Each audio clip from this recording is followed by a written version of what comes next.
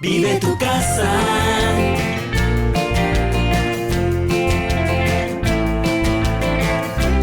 Vive tu casa.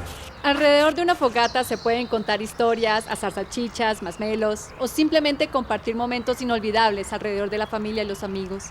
Pues hoy te vamos a enseñar a hacer una en el patio de tu casa, paso a paso, para que el próximo fin de semana tu plan sea una noche inolvidable de fogata.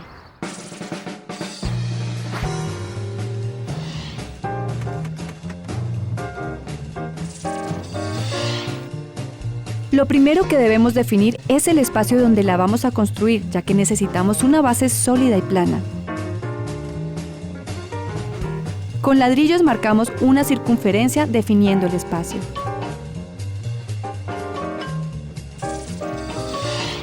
Mezclamos cemento, rellenamos con algo de piedras y tierra.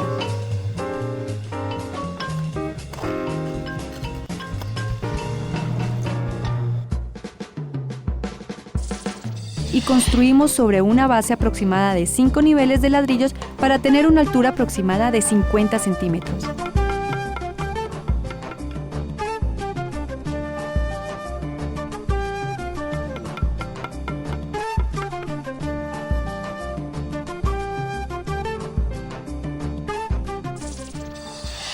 Empieza a acumular leña seca y guárdala en un lugar que no tenga humedad. Con eso la tienes lista para tu próxima fogata.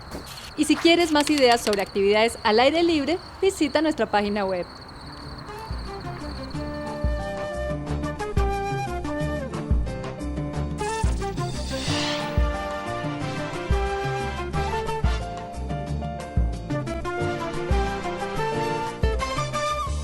Home Center, tú lo sueñas, juntos lo hacemos.